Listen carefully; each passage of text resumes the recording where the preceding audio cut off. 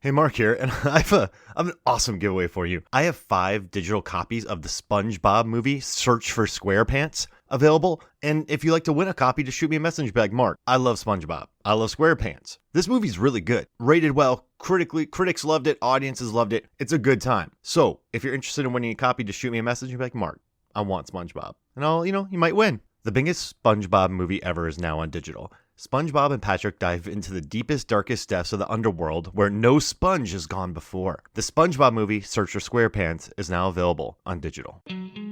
Hello and welcome to Movies, Films, and Flicks. I am Mark Hoffmeyer, and joining me, Megan Hoffmeyer. Sarah Newworth, DJ Valentine, Billy Business, and Brendan Peters. This is Nadia Boentes. It's Nathan Leahy. It's David Corse. It's Jake Lewitt. Norbert Morvan. It's Lisa Leahy. Joey Lewandowski. John Levingood. Professor Mike Dillon. Nick Riak. Niall Moore. Adam Youngblood Hodge. Eric Hoffmeyer. It's Johnny Nunn. Hello and welcome to Movies, Films, and Flicks. I am Mark, and joining me is a real red devil. It's David Corse. Nom nom nom nom nom nom nom nom nom. That's the noise I would make, if I was an eater. Man, Sully messes me up, dude. He's the creepiest character of 2022 when this came out. You know what? I completely agree. I had to do join the Out Now with Aaron and A podcast. We had to pick the best horror villain of 2022, and I picked Sully. I also put him on like all my ballots for my critics groups because Rylance is he's channeling something else in this movie. I don't know what. Like that double take stutter he had, like he's just. I read about him in like his sing-songy way that he came about his dialogue, and he did a lot of work for this film, which I don't know, like I love the cadence and the makeup and the scars, and he called himself a deranged country singer, which makes me really happy. But yeah, Sully is a maniac, and I love Bone. Dude, I watched it in 2022, and then I was 15 minutes late to the press screening because Atlanta traffic murdered me. So I didn't know about the beginning parts. So I was like, oh, this movie's good, but I didn't know how late. And then I watched it again. And then this is the third time I've watched it. And I've loved it more every time and picked up more about it. It's a good flick. It's an excellent movie. I pitched it. Yep. Do you want to know why I pitched it, Mark? What? Hey, why did you pitch it, David? Good question. So we're gonna go on a little tangent here. I had a book come out in November. It's called Cerulean Sky. My pen name is David Corse. We owned a signed copy of it, by the way. Awesome. So thank you so much. Yeah. I remember signing it. For everyone listening, get one. Yeah, and it's from Polymath Press. So when you pitch a story to a press and part of your pitch letter, you'd have to have comps for it. This story is like X and Y. This story is like Z and Y meets whatever, right?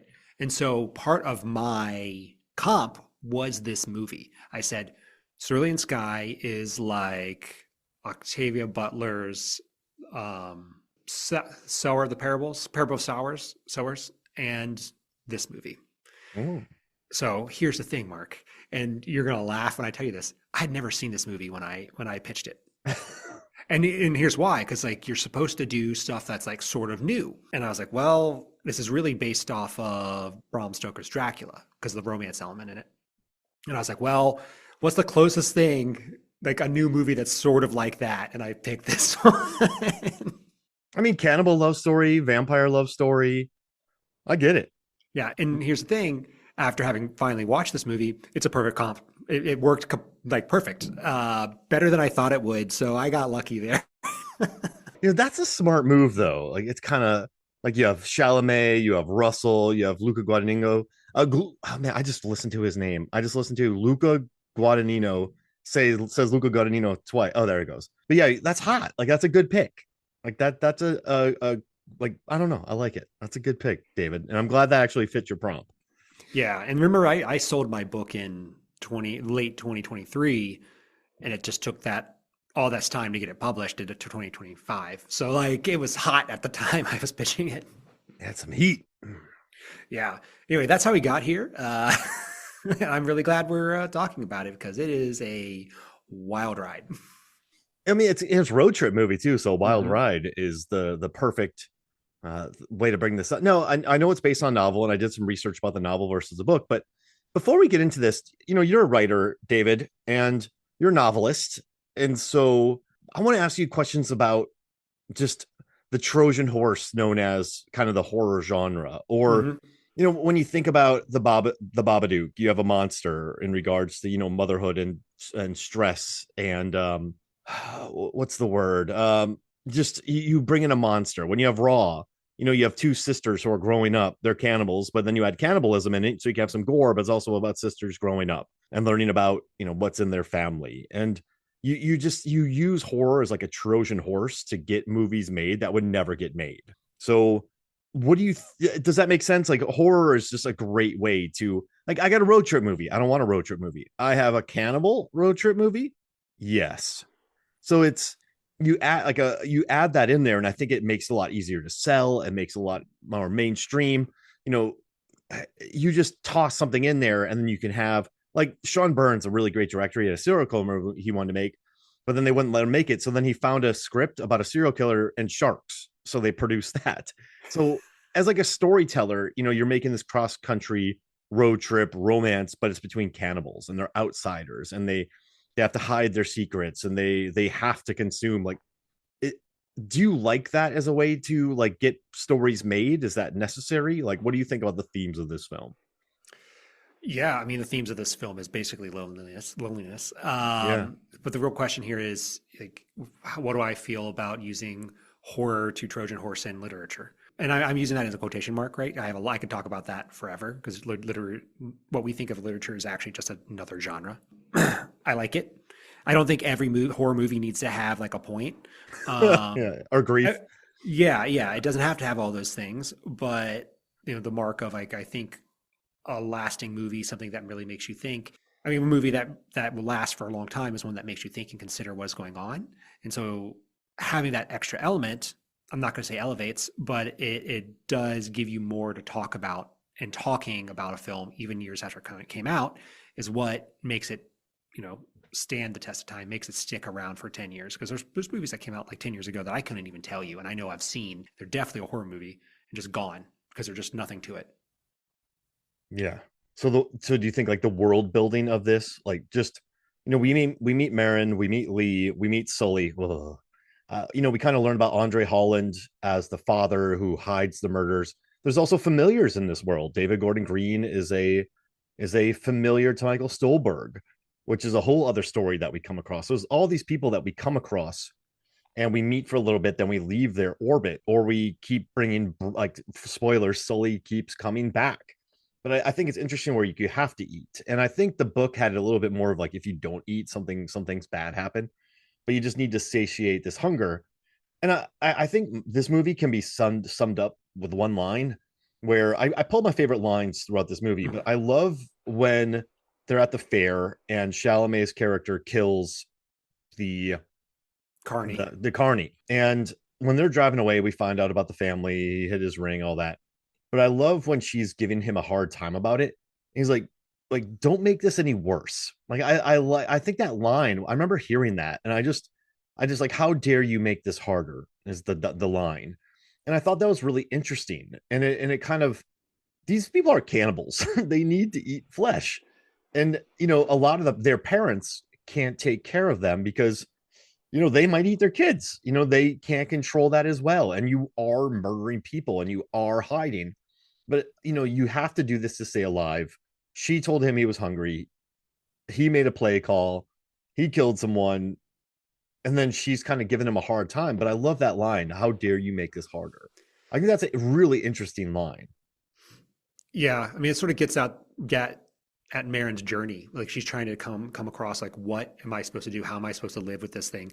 Because ultimately she doesn't want to be a bad person, but she has no choice. And the way Timothée Chalamet's character deals with it is he suppresses it all.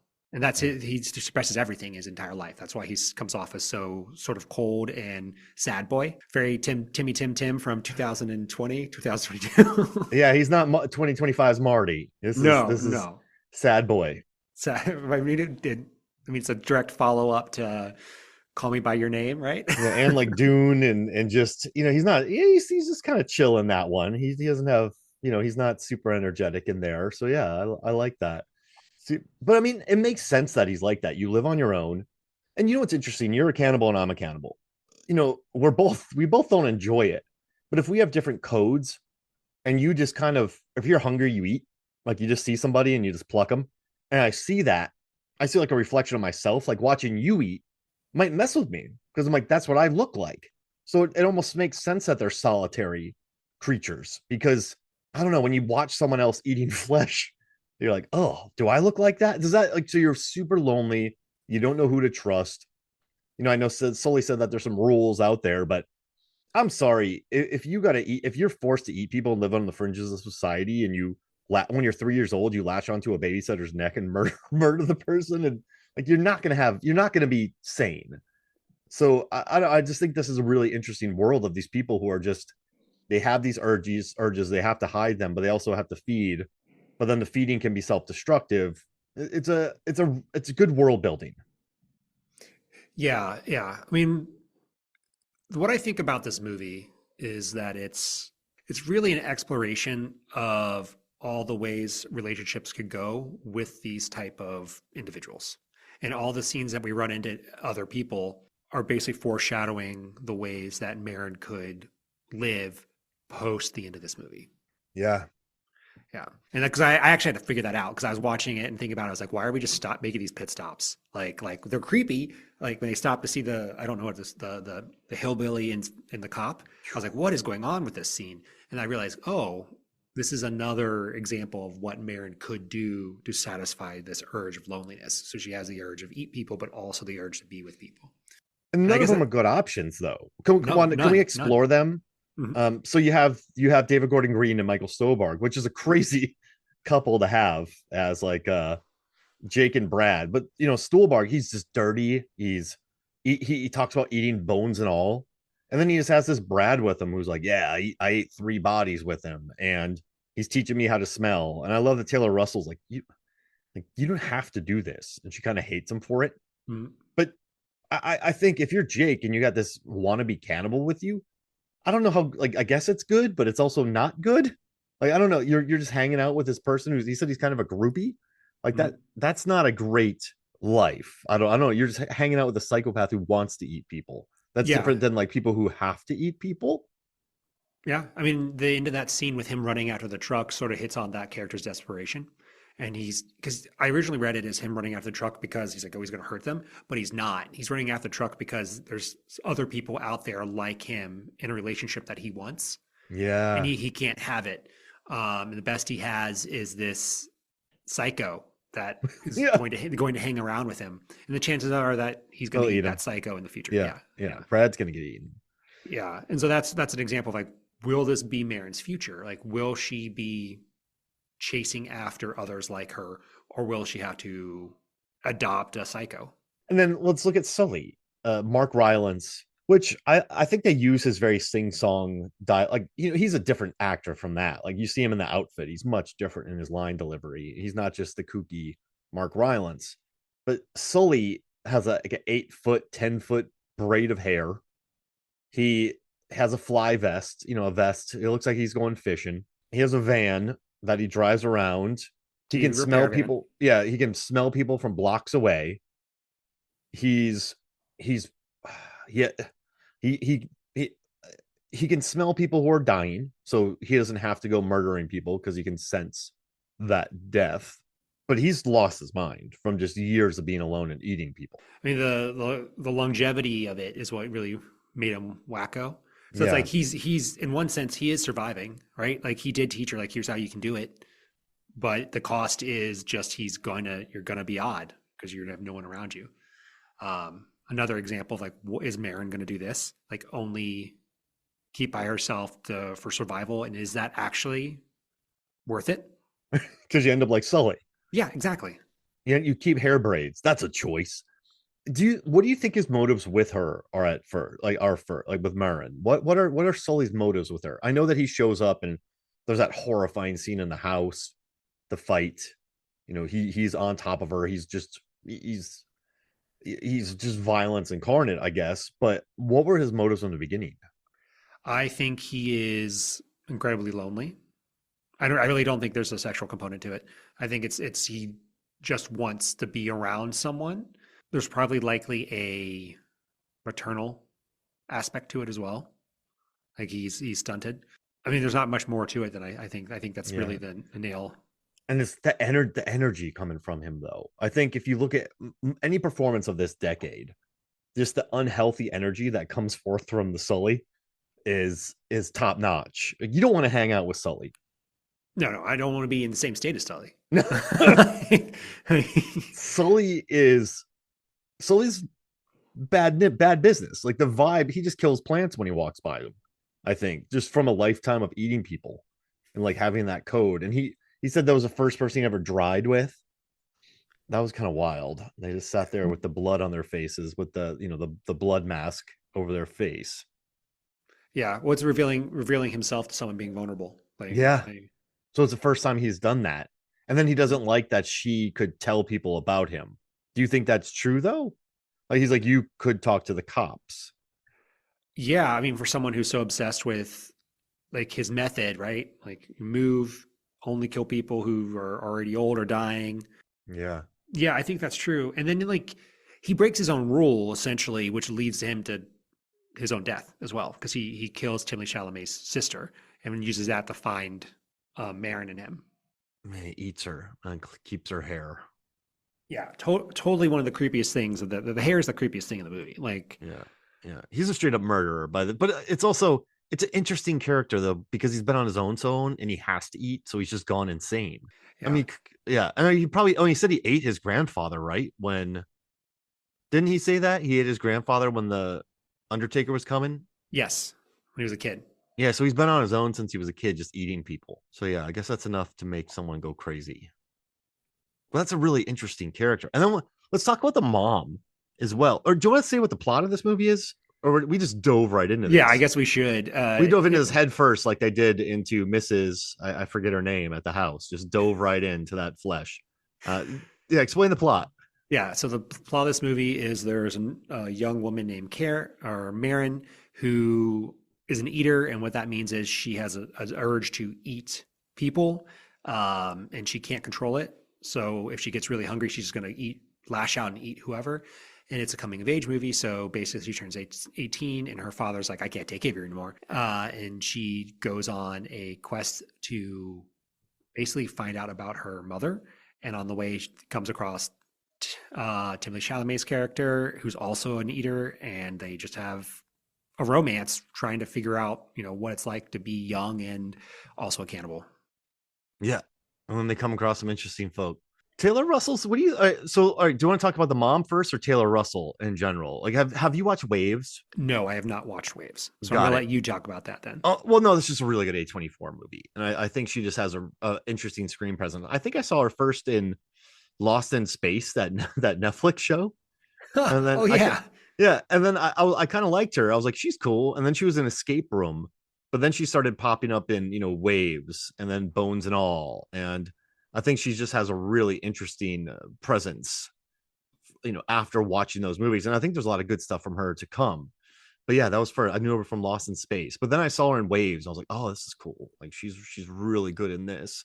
So then she kind of I think when she got landed Bones and All, she had already headlined 2 successful horror films. She was in a successful indie. She was in a popular Netflix show. So she had some heat. And I remember the buzz about this movie. People were looking forward to this. They were looking forward to the cannibal road trip romance. Yeah, but it was pitched. I mean, the marketing of it made it look like more of a thriller, honestly. Yeah. Because that was when I originally was like preparing for this. I was like, oh, this is going to be a fun watch. And then about an hour into it, and I was like, this is a good movie, but I'm not going to be watching this anytime soon again. Yeah, it's a downer between the opening finger bite, the Sully hair, the bloody face conversation, the cornfield murder, the conversations, the mom with no hands, the dad who left, the audio tapes, the wildly bloody knife fight at the end. Yeah, this is not a feel-good film. No, it's a bittersweet film. Yeah, it eats you bones and all. Oh, nice one. And I often confuse it with Rust and Bone. a movie about Marion Cotillard. She gets her legs bit off. She works at like a SeaWorld in France, and the killer whale that she trains bites her legs off. And then she starts a relationship with this like bare knuckle boxer, and at the end she becomes a bare knuckle boxing promoter for this guy. It's a crazy movie. That is, yeah, don't even know what to say about that. Very French. Very French. It's incredible. But I love it. But I confuse these two. But I mean, look at the cast too. I mean, Taylor Russell, Andre Holland, like that guy's big business. You have like just such a good cast. And I love Chloe Sevigny, which we'll talk about now, where she's the mom. She committed herself to a psychiatric ward. Is that the word for it? And she's eating her hands. Yeah, so she can't hurt other people. Yeah. Yeah. And then she waits for her daughter to come so she can kill her. Yeah. I mean, that's another example of what Marin's life could be, where because she's an ethical cannibalist, the only way out is to basically harm yourself. And even then you just kind of lose yourself to the psychosis. Oh, yeah, you just got to be heavily medicated. Like, what's and then you just eat your hand. I mean, I was also not prepared for her being in this movie. The actress, and I was like, what? Does not seem like a movie you would be in. But I was like, pretty rad. Well, I think at the time though, you're gonna get anybody, because the writer David Kojanich, I should have looked that up. The novel was popular, and then the script by David was popular. He wrote The Terror. He had done other films with Luca. Luca was on Call Me by Your Name. Like the guy was kind of blowing up. So I think, he had done what? Suspiria, Call Me by Your Name. Mm-hmm. So he had a bunch of hits. So you could probably get who you wanted at this time. I also looked up that he typically has like a rotating, like he has a crew of actors. Yeah, they roll. And he's like, okay, Timothée Chalamet is one of them. Tilda Swinton. Why isn't Tilda Swinton in this one? Should be perfect. For the mom role? Yeah. Well, even like the art direction by Victoria Resendez, she had worked with him before. The cinematography by Arseni Kakaturan. My apologies, I should have researched that name, but they had worked together. So yeah, he has a crew that he works with. But and he keeps the same actors. But yeah, this is an interesting film, I would say, to make, and only he could get this greenlit though. I think having Taylor Russell, Timothée Chalamet, and him, you could get funding for this. Yeah, I mean, I read about it, how they didn't go to a major studio because they thought a major studio would make them change the script too much. So they basically funded it in, what was it? I believe Italy, maybe France. I kind of got confused there. And shot in Ohio. Parts of it, yeah. I was like, oh, Ohio, home of cannibals. But yeah, they basically knew this was going to be a hard ask, so did everything they could to lower the cost to create it. Timothée Chalamet didn't take a salary until after it sold to make it more attractive. Wow. And I think they had to. Like I agree. Like this is so. One of the things that I constantly think about when I am writing my stories is genre blend. If you write something that's a genre blend, typically it's a hard sell, because this movie is not a horror movie and it's not a romance movie. It's a horror romance movie. And they were absolutely right to think that the studio would make them lean in one way or the other. Like the marketing did. Exactly. Because it's hard to say, like, it's easier to market something that says, this is this one thing. And if it is this one thing, you understand the expectations that are going into it. My stuff also tends to straddle the line between romance, horror, and fantasy. And I run into this problem as well. It's just like big places are like, I don't know about this. It's going to be hard to sell. And I was like, well, I'm not writing anything different. So, well. The good news for this one is it is quite high concept on first pitch. Mm-hmm. So I think they were smart to fund it on their own, because if you pitch this to a studio, you're like cannibal love story road trip. You're like, well, yeah. I like it. It's like Near Dark meets Twilight. Yeah, except adult-ish. Yeah, but adult. And so you pitch that, but then I don't think what they would expect is just how you live in this movie, man. When you're sitting there with Sully, when you're sitting there with Chloe, when you are, going into these fields, like this movie takes its time and it's patient. And that's tough though, but here's the thing, David, if you write a film that blends genres and this movie, like you said, it's a romance, there's a lot to unpack. There's also spectacular gore, but it's very much like a road trip hangout picture. art house hangout picture. If you make that, I guess you can't be surprised when, stressed out marketers are like, how do we push this?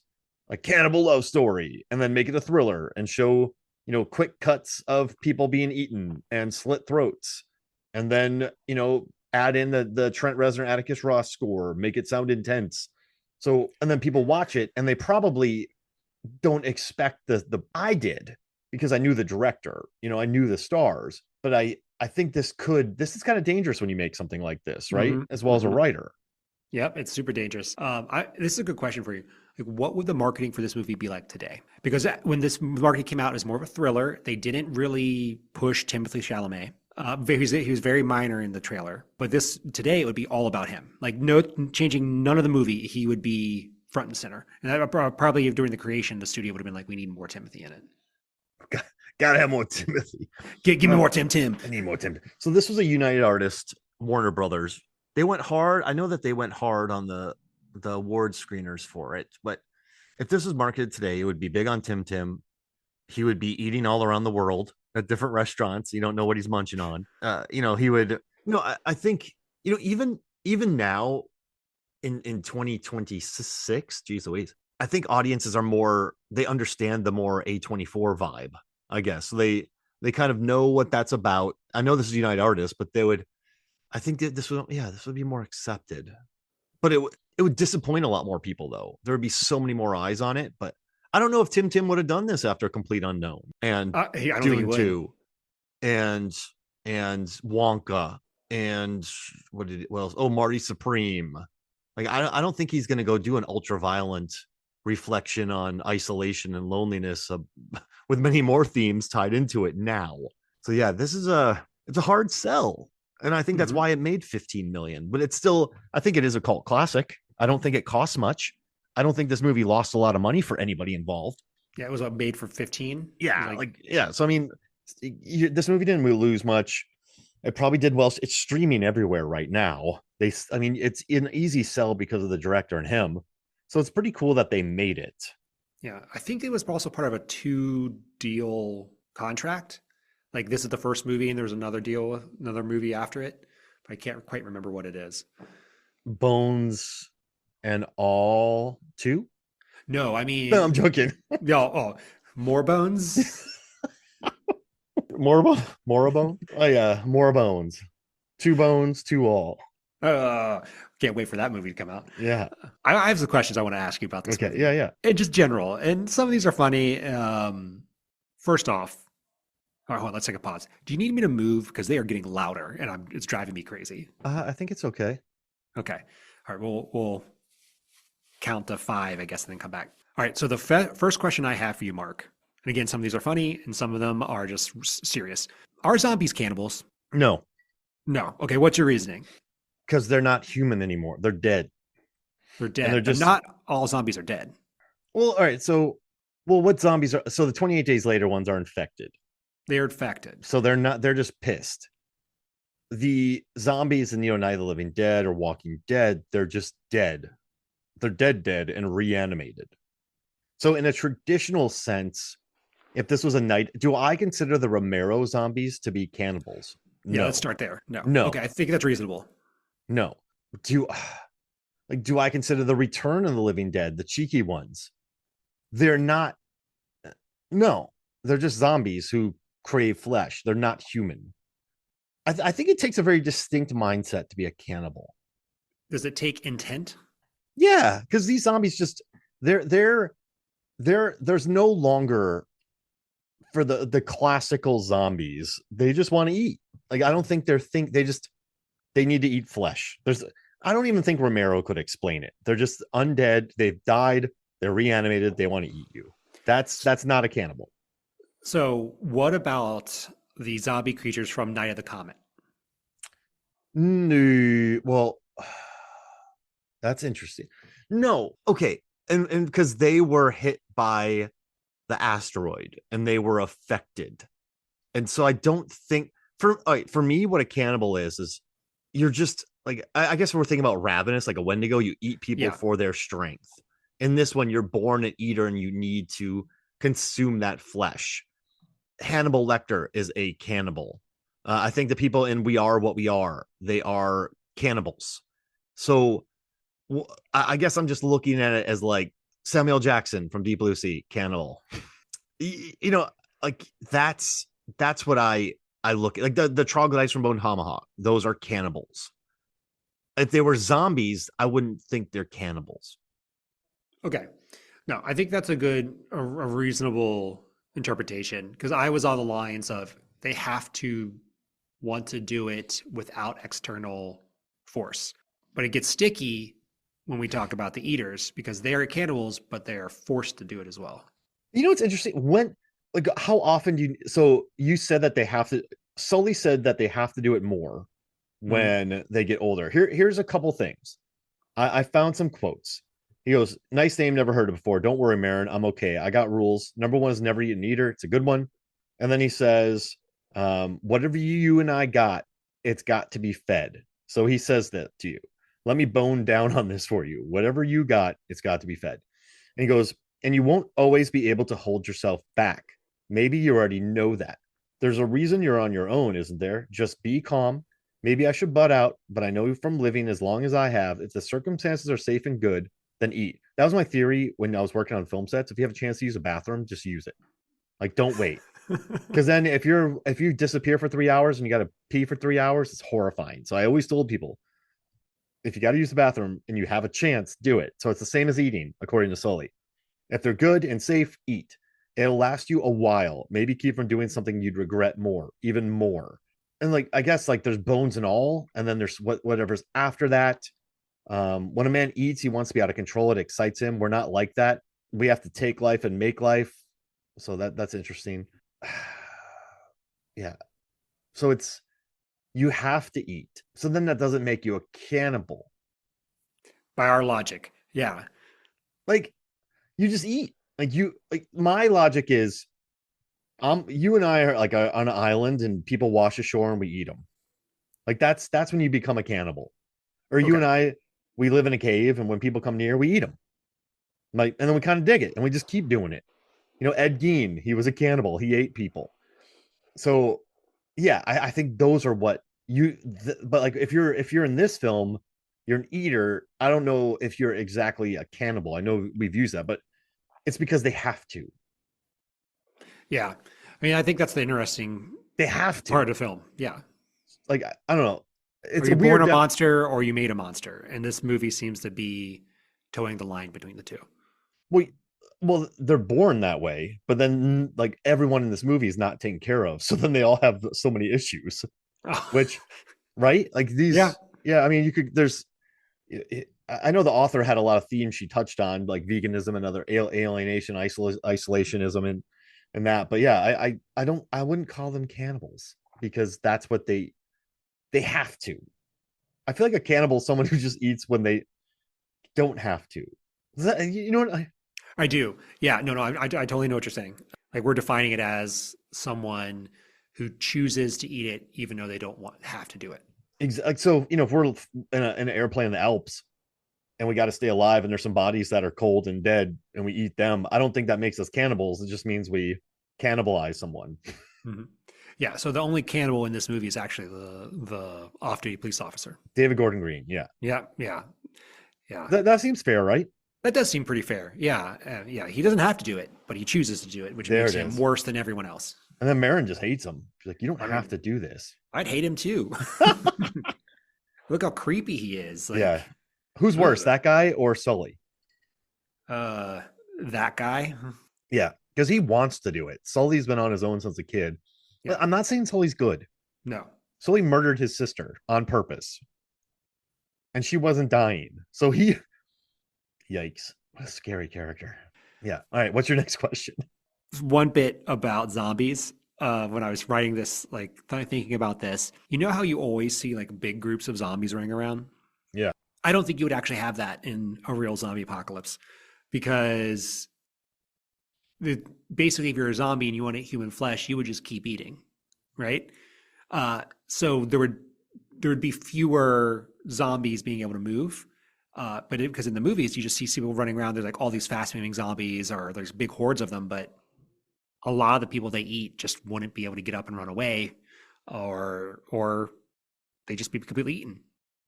Yeah.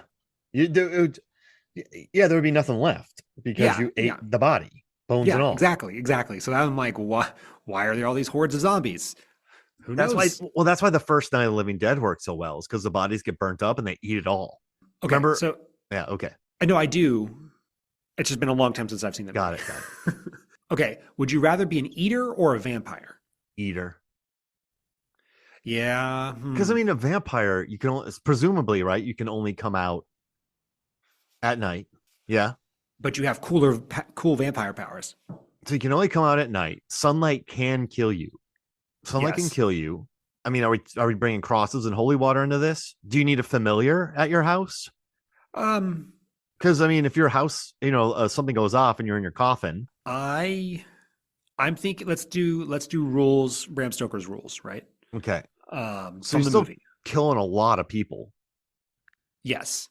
And I feel like that's all you eat, so you need more of it. Yes. Do you have Sully's sense? I mean, vampires have that super smell already. Yeah. So but Sully knows when people are dying. Yeah, I don't know. I mean, did you just classic vampire? Like, we'll say the vampire can't do Okay. that. I don't know. I just wouldn't want to eat people. I feel like drinking blood. I mean, is there synthetic blood that you can eat? Is this true blood? No. This is Bram Stoker's Bram Stoker's Dracula. rules. Oh crap. So am I a count No, you're just a vampire. You're not Dracula. You're just a vampire. in that world? Yes. Can I turn into a bat and a wolf? Yes, you got all the powers of Dracula, but you're not Dracula. Am I in that time? Well, no, you'd be now or when this movie takes place in the 80s. And I can fly. You can turn into a bat. I would do that because I think with technology nowadays, if you ate somebody, they'd catch you. Yeah. Yeah, I think that too. I think vampire is the way to go. Because you can just fly around, drop down somewhere, snack, and fly away. And you're not going to pop up on any ring cameras or anything. Yeah. I mean, you could also not completely drain someone. Yeah. I mean, I guess you could not completely eat someone either, but that doesn't seem like something that the eaters are capable of doing. Yeah, that doesn't.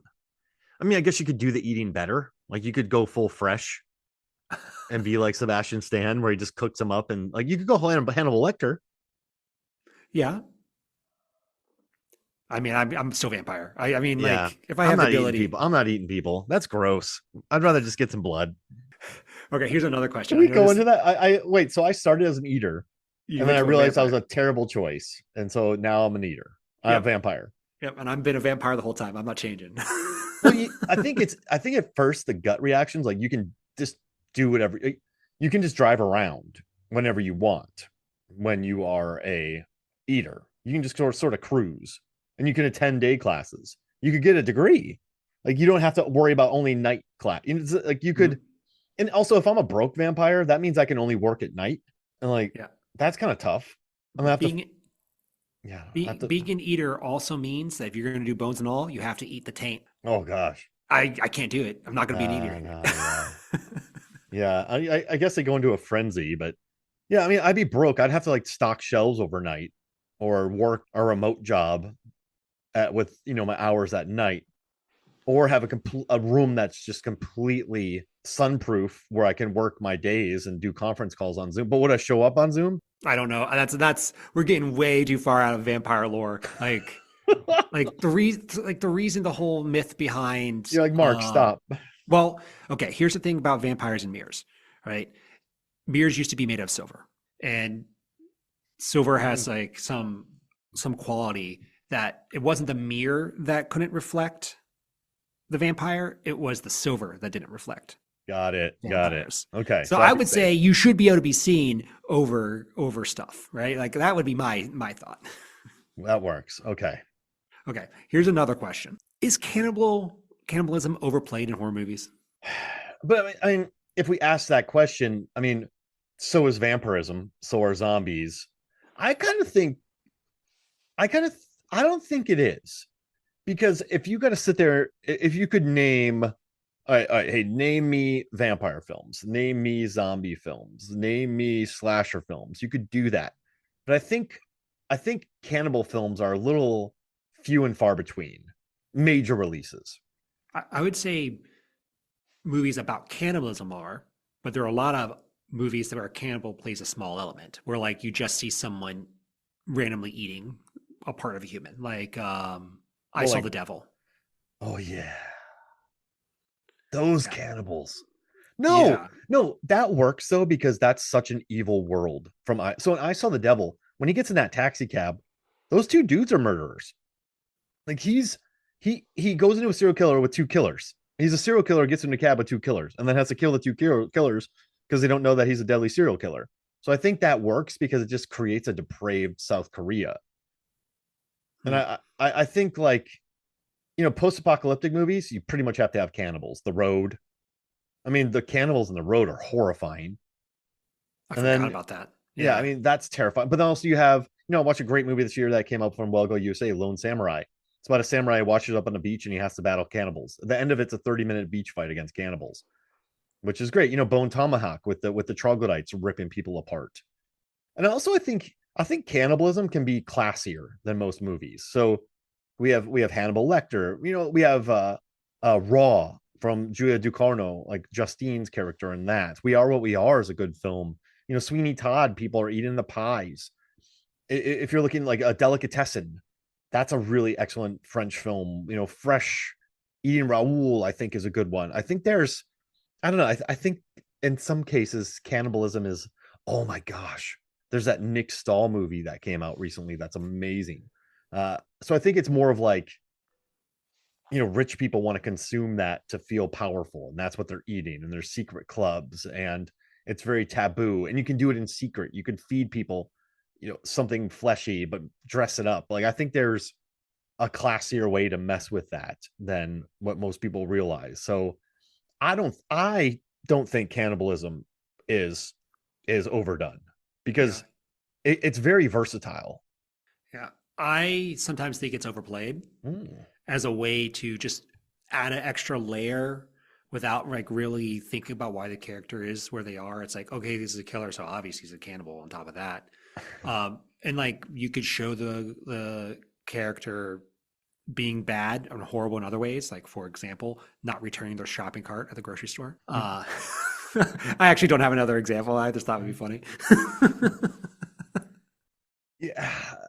So you think it's a little just because they tack it on there? Yeah, yeah. Like the movies you're citing as examples were all about cannibalism, but there was a tendency to also make a movie about like a killer and then just say he's also a cannibal to make him slightly worse. How, so we got a serial killer maniac. How do we make him worse? Make him a cannibal. Yeah, exactly. Well, I think any movie like that is bad. Like, so I guess if we're talking on a writing standpoint, there's a movie that came out recently called We Bury the Dead with Daisy Ridley. It takes place in Tasmania. EMP killed everyone, but some of the zombies are coming back, and Daisy Ridley's going. Humans are reanimating, but Daisy Ridley's coming back to look for her husband because he was there at the time. But it was just initially a movie that was the plot. She was just looking for her husband, and during interviews, the word grief is used about 15 times. But then the guy's like, I should add zombies to this, but you can feel that addition, and it doesn't always gel. So I think yeah, I mean, if it's not organic to the story, it's not. If you just tack it on later, you're gonna feel that. But I would think if you add that any trait like that and you tack it on later, like just add zombies to it or this, that, it's never gonna fully cook.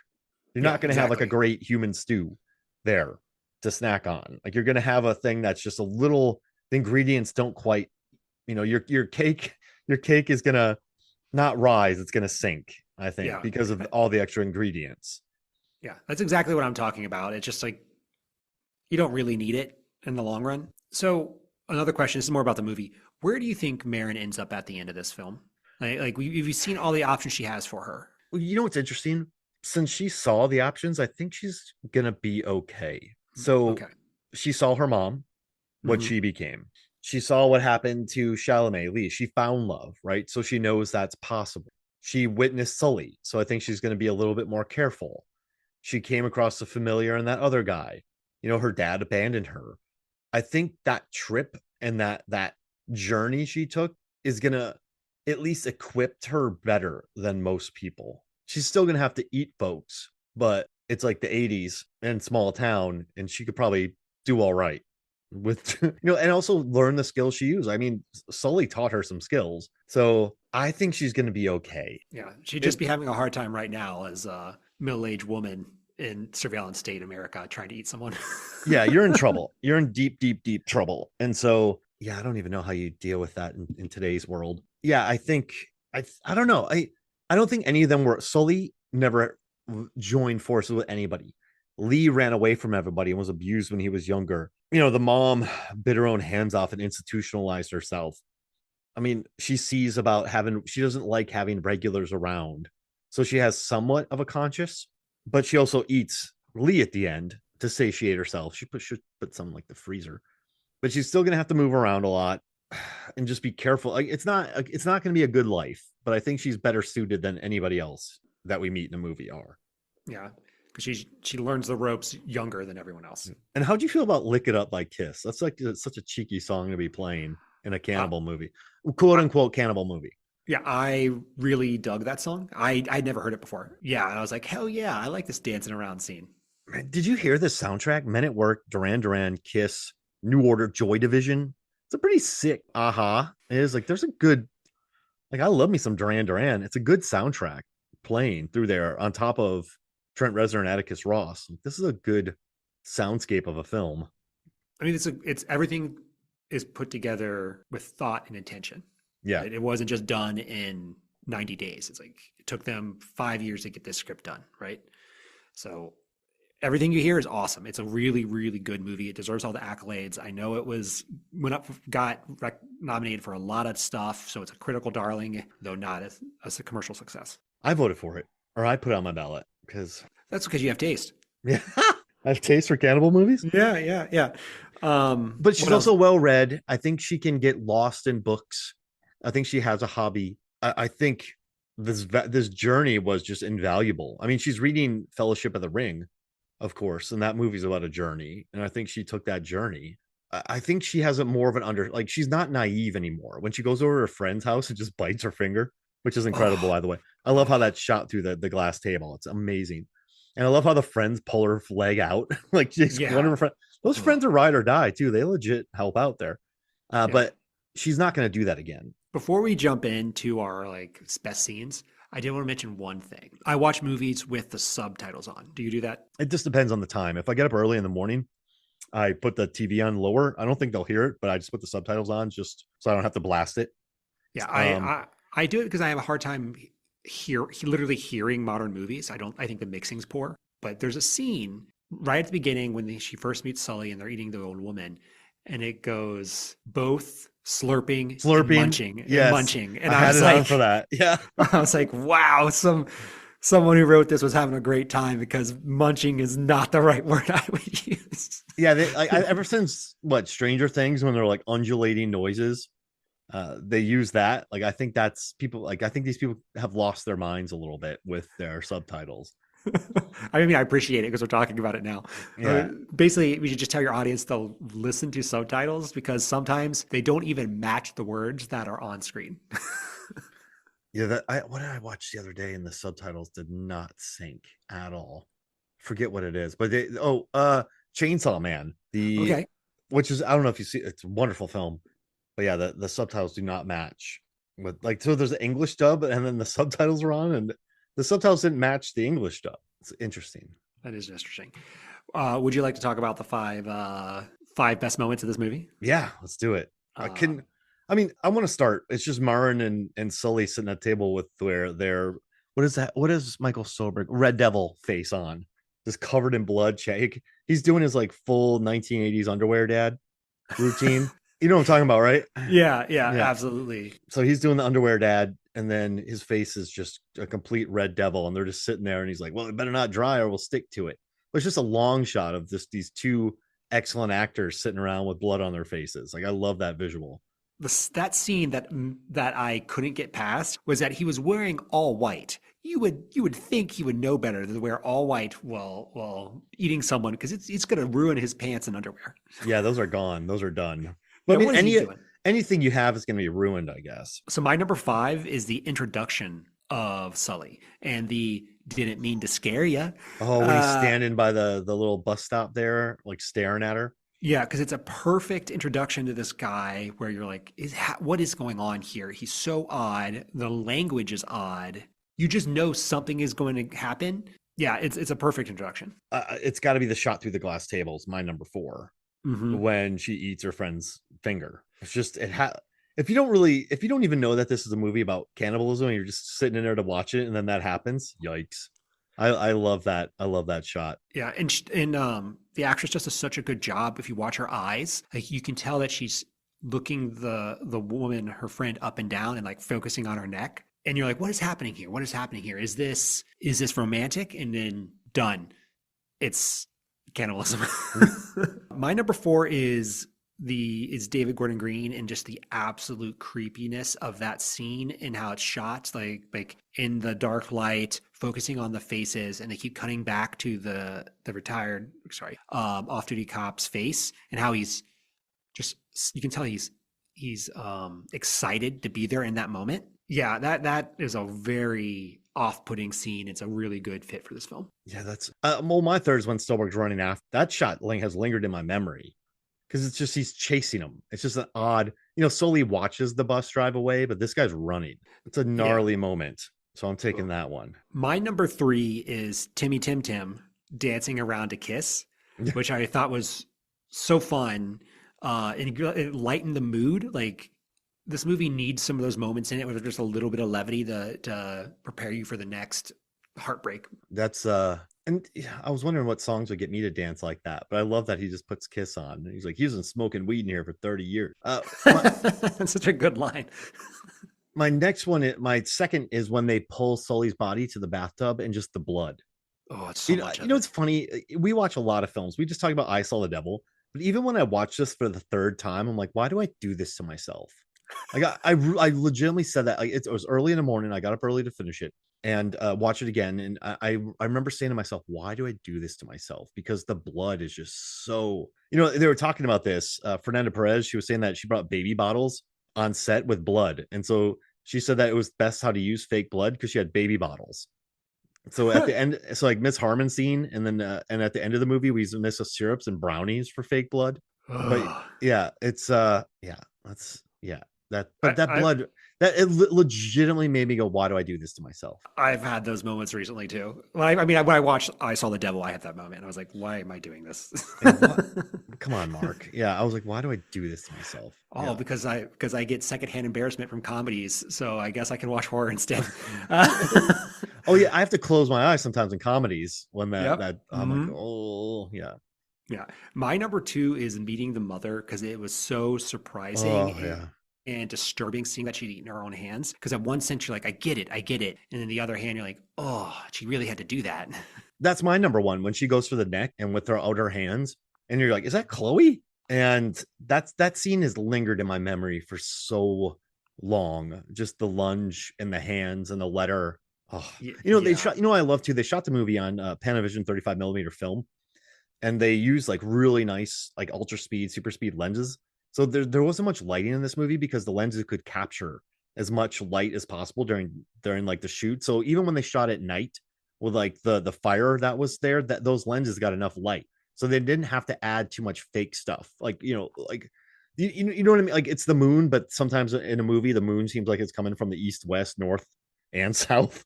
There's no shadows. So I like that. I love the look of that movie and just the grain of it. I like the naturalistic lighting because they had such good lenses that could capture a lot of light. I thought that was smart. I just want to it looks so much better than like it's a modern film, but most modern films end up looking like Jurassic Park Rebirth, where it's so glossy and clean that it doesn't look it looks off-putting to me, right? I want the texture.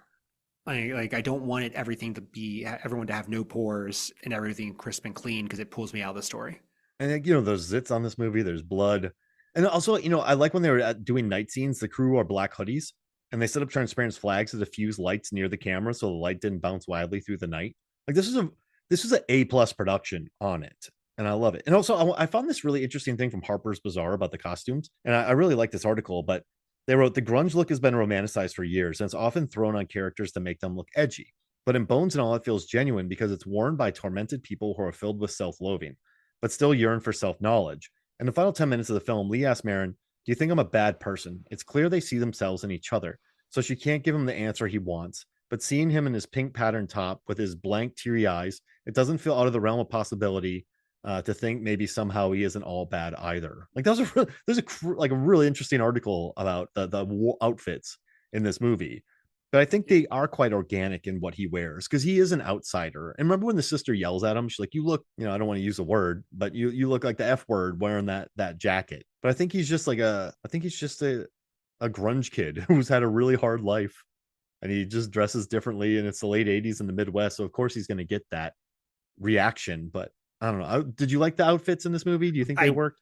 I did. The one that stuck out to me was Lee when he had a rope around his pants as a belt. Mm-hmm. And what I kept thinking about is like their outfit choices were basically because they were poor. Yeah. Right. They were just wearing whatever they could get their hands on. It didn't matter what it was. If it fit, if it didn't fit, she was going to wear it. He was going to wear it. And that's sort of like where the grunge style came from, right? Like you just sort of you use what you got. Because it's legit grunge. Exactly. It's not faux grunge, which, I grew up in the 90s. There's a lot of faux grunge out there. So a lot of people adopted grunge, but that's never what grunge was. Like grunge came out of Seattle where it's like rainy and cold. And not all the time. Like the weather's better than, say, Ohio. Sorry, David. But it's terrible here. It's true. Yeah. Or like Minnesota. So you just wear a flannel, you wear that kind of clothes, you have that scene. And so, this is even before that. So I think, these kids are they don't have money, that you can't work day jobs. You don't even have like a proper birth certificate because you have to move all the time. So yeah, you're going to be on the fringes and you're going to pick up clothes that you can. You're going to dress like that. Okay. My number one is Marin biting her friend's finger off, but specifically the pull away. Oh, because that set the tone for the entire movie. I definitely looked away from the screen and I wasn't prepared for that. I absolutely wasn't. I was like, oh, this is going to be that type of movie. That was the first indicator for me that this wasn't a thriller. It was something different. And I was like, well, I got to change my mindset. I looked away too, man. That's a gnarly. Because it doesn't start you're right. The actress does a great job because the realization that it's a real finger bite. It's not just, hey, my finger's in your mouth. Like she's really biting this thing off. Oh, man. Yeah, brutal. Do you want to do our cannibal draft, or you think we've talked about enough? Do you want to talk about your book real quick? How do you want to? Let's talk about my book, and then we'll do the 5 romance horror movies to watch because I have a couple I'm really excited to talk about. I like that romance horror. Yeah. Well, we can also do the cannibal draft because I think we could do that pretty quickly. Yeah. So I didn't actually tell everyone what my book was about. So it's a novella, and it's about a woman named Flo who has a disease that turns her incorporeal. And once she catches this disease and knows that she's going to die within 3 or 4 days, she sets out on a cross-country road trip to atone for her part in her best friend's death. The problem is that she's being chased by government agents who are tasked with controlling the spread of the disease, and her overprotective boyfriend is with her. And so she's in this situation where she knows she's going to die, and she can either go do this thing, or she can go leave with her boyfriend and just spend the rest of her time with him before she passes. And the additional layer is that she's highly contagious. And so at any point she could also infect him and be the cause of his death. It is a dark fantasy. It's part thriller, part romance with some body horror in it. Everyone has really, really liked that it's fast paced. And it's basically someone quoted or did a review yesterday. And it was like, David Corse knows how to find the soft spots in your heart and then push it. And that's basically what I do with all my stories. So it's a big emotions. You're gonna feel something if you read it. Oh, I like that. Yeah, I mean, you've read it. You can also pitch it. No, that was perfect. I love it. No, this is man. You're just out there crying. That makes me happy. Like, that was great. Yeah, I'm working on some more stuff coming down the pikes. For maybe not 20. I'll have short stories in 2025. I already have a couple in the pipeline, but 2027 is where I'm hoping to get another long form. Oh, I love it, dude. You're crushing it. Makes me happy. What do you want to? Are you into your romance horror? Oh yeah, so I have a bunch of movies that I think we could. If you want to do a romance horror watch, some that are awesome. Yeah, I have some pitches too. So when you're done, I'll throw mine out there. So obviously Bram Stoker's Dracula. I love that movie. I love that movie. One of all time. I would say Shape of Water. It's a dark fantasy, but dark fantasy is a subgenre of horror, so you should go check that out. The original Wolfman is actually a romantic horror movie. Crimson Peaks, it's not my favorite, but a lot of people really love that one, so I think you really like lush things. And then we get to some ones that I think are pretty cool, but maybe borderline. For example, The Fly. There's a lot of romance in that movie. It's a love story. Then you have The Crow. Someone loves someone enough that they come back from the dead. That's pretty awesome, but it's not quite a love story. You know what I mean? Yeah. And then there's also Hellraiser, the first one, because that's all about a woman who's obsessed and trying to bring her boyfriend back. And that dude is that guy's bad. Frank is the worst. Mm-hmm. Oh, okay, so I'm gonna throw out there real quick. Spring. It's by Justin Benson and Aaron Moorhead. Really good movie. Thirst by Park Chan-wook. That's one of my favorite films. It's a vampire film. Have you seen Thirst? I have not. Oh, you got to add it. I know you're busy, but trust me, that's another one where you need to walk afterwards. This year, The Gorge. I love The Gorge. It's great. Right. It's like adult Miles Teller, adult Anto Joy living on either side, being slick, and then murdering people in a gorge. And also Only Lovers Left Alive. I know the romance isn't. It's more about like the couple. There's less romance in it, but it's just so moody and gorgeous. So I want to pitch that. But definitely watch Thirst. Yeah. All this is perfect for Valentine's Day in 6 weeks. Yeah, oh man, this is And then okay, I just want to do. I know that this episode's running long and you need to run, but I just want to pick like 5 people who I would love to see in a cannibal movie. Can I pitch them to you? Pitch them. Go. Okay, so I want Justine Grants Miller from Raw. If you haven't seen Raw, it's worth watching. That movie rules. On my list too. I want Julia Garner, Rose Parker from We Are What We Are, just because I want to see Julia Garner eat people. Like, just I don't know, it seems pretty great. And then let's see. Well, Paul and Mary, they aren't really cannibals because they feed people something. So then I want to have at least one of the troglodytes from Bone Tomahawk. I want to have Colonel Ives, Robert Carlyle, from Ravenous, because he's great. And then probably the butcher from Delicatessen, because he's just murdering people and feeding them to the residents, and then they're giving them corn. But I just like that character, so I'm going to pick those 5. All right, a couple ones that are on mine that aren't on yours. The owners of Blood Diner.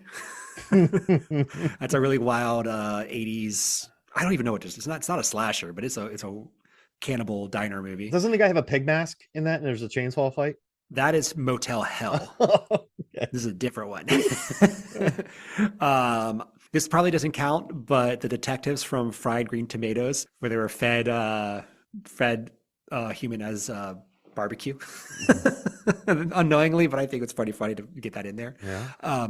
Seth Brundle from The Fly. He might be a fly. He's also part human. He's eating someone. You already mentioned Ravenous. I love that movie. Yeah, it's so good. We did an episode on it actually. You and I did it? Yeah, we did it. Nice. Yeah. I love that movie. It's one of the first ones we did together. Yeah.